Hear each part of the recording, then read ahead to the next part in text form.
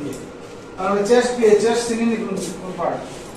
প্রত্যেকটা পার্টের এক একটা নাম আছে বডির। যেমন তোমার ডাইন হাত কোনটা? এইটা। বাম হাত ওইটা। তখন আমি বলছি রাইট শোল্ডার কোনটা? এইটা। লেফট শোল্ডার, রাইট এলবো, ওইটা। রাইট নি, হাঁটু, হ্যাঁ। রাইট লেগ, রাইট পাও, হ্যাঁ। তদ্রুপভাবে প্রত্যেকটা পার্টের একটা নাম আছে। যেমন তার সর্দি কাশি কিছু নিলে তাহলে চেস্ট পিএ দিছেন আছে। চেস্ট পিএ বলতে কোনটা? চেস্ট কোনটা? চেস্ট কোন জায়গা? ওই জায়গা বুক, চেস্ট। তখন আমি তার চেস্ট পিএ এক্সও করব। ঠিক আছে? এক্সের পিছনে হলে এই বললো, আর পেশেন্ট হলে এই বললো। ঠিক আছে? এখন ওটা ওরা গুলো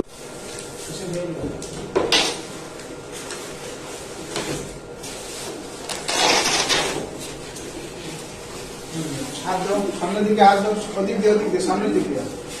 হ্যাঁ, ওদিক দিয়ে ওদিক দিয়ে আসবে।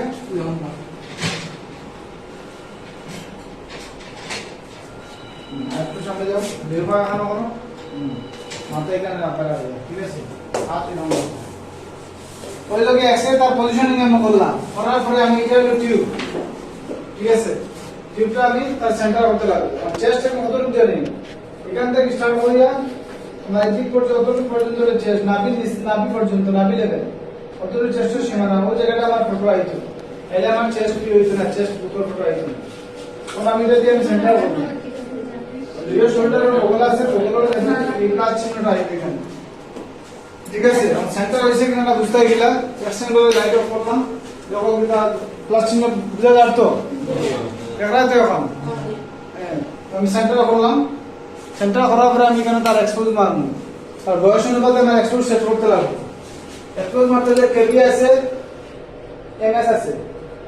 এমএস এর কাজ হলো কি, রেডিয়েশন সাপ্লাই দিব। কেবি মানে কিলোভোল্ট, কতক্ষণ ভোল্ট লাগবে, ভোল্ট সিলেক্ট করবো আর কেবি সিলেক্ট করবো। ঠিক আছে?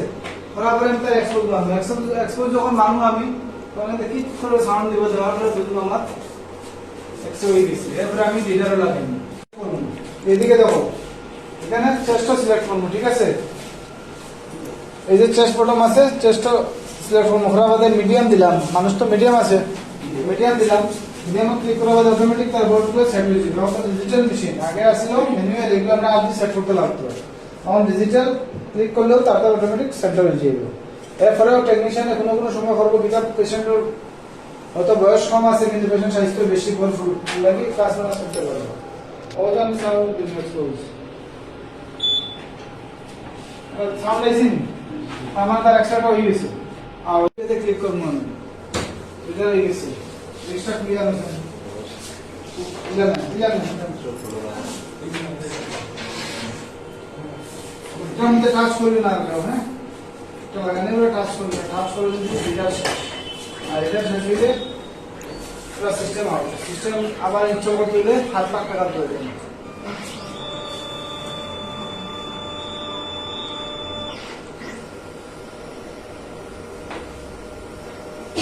আমার তার এক্সট্রা আমরা মনিটরের মধ্যে দেখো তার এক্সট্রা কিভাবে হয়েছে।